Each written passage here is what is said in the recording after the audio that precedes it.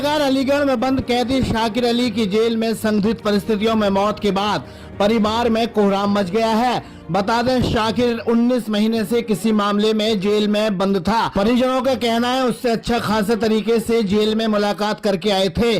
सुबह उनको जेलर का फोन आया, तुम्हारे भाई की तबीयत खराब है, जिसको जेएनएम मेडिकल कॉलेज अलीगढ़ उपचार के लिए भेजा गया है। अरे भाई, कौन खत्म हुआ आपका? मेरा भाई खत्म हुआ, छोटा शाकिर। क्या बात थी, कैसे बताओ पूरी बात? ये जेल में था 19 महीने से। इसे झूठा केस में टुल्ले उर्फ उसका नाम दूसरा है शाहरुख, इसने कह दिया था कि साहब मेरे साथ मानने में ये भी था, तो पुलिस ने इसको भी बंद कर लिया उठा कर। 19 महीने प्रयास कर रहे हैं पूरी तरीके से, जबकि इसके साथ ना तो कोई रिकवरी हुई है। इससे एसओ साहब ने बता दिया बयानों में आकर के कोई रिकवरी शाकिर से नहीं हुई है, ना कोई। कल हम मुलाकात करने गए हैं तो मुलाकात में ठीक ठाक था हमारा भाई, फर्स्ट क्लास बातचीत की है। उधर सलाद वगैरह दे के आए हैं, धनिया दे के आए हैं, अदरक दे के आए हैं, तो वहाँ पे बिल्कुल सही था वो, समझे। उसके बाद में जो सुबह फ़ोन आया जेलर साहब का, क्या आप उनके भाई बोल रहे हो? मैं हाँ साहब बोल रहा हूँ। क्या आपके भाई जो है उसकी तबीयत ख़राब है, उसे हमने जेएनएम मेडिकल भेज दिया है, आप वहाँ पहुँच जाइए। हम सब लोग वहाँ पहुँचे हैं तो हमारी जो मेडिकल है वहाँ सीएमओ साहब से बात हुई।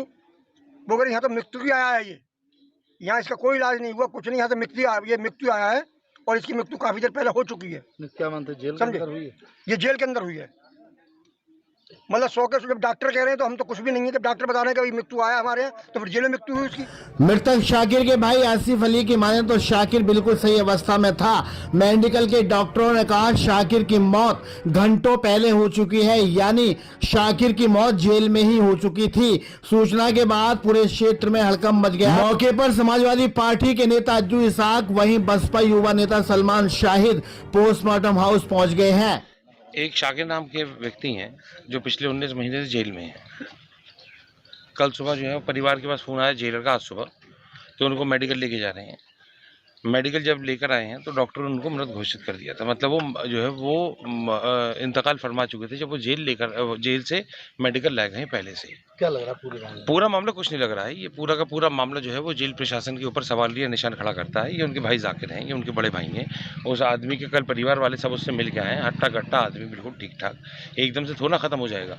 कोई परेशानी, कोई बीमारी, कोई बात तो होती, ठीक। और अगर वो जो है वो कोई परेशानी थी भी तो उसे उसी दौरान क्यों नहीं लेकर आ गए? ये पहली बार तो जेल में कोई मौत हो नहीं रही है इस सरकार के अंदर। लेकिन दूसरा केस ये है कि जो जिसके साथ उनकी दुश्मनी थी, ठीक है, जिस टुल्ले नाम के व्यक्ति हैं एक, उनके साथ उनकी दुश्मनी थी, वो दोनों एक ही बैरिक में रख दिए गए, 7 नंबर बैरिक में।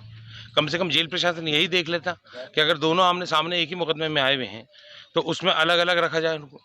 वो भी नहीं करा गया। तो ये पूरी तरह से जेल प्रशासन के ऊपर सवालिया निशान खड़ा करता है मसला।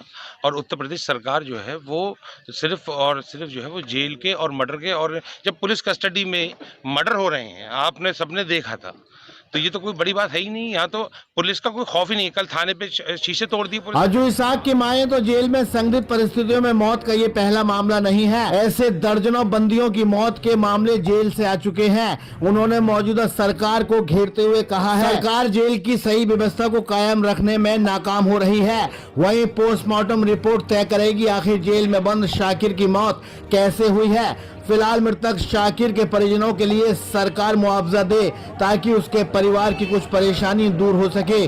बताया जा रहा है मृतक बंदी शाकिर के 7 बच्चे हैं, जिसमें उसके 4 बेटियां वहीं 3 बेटे हैं। उसकी मौत के बाद परिवार एकदम यतीम सा हो गया है। दिन प्रतिदिन जेल में बंदियों की संदिग्ध परिस्थितियों में मौत के मामले बढ़ते जा रहे हैं, जो जेल प्रशासन पर कड़े सवाल खड़े कर सकते हैं। फिलहाल तो शाकिर का पोस्टमार्टम हो रहा है, उसके बाद पता चलेगा आखिर शाकिर की मौत की वजह क्या रही है। अलीगढ़ से सहयोगी मोहम्मद यामीन के साथ चीफ एडिटर शाहिद रजा की रिपोर्ट।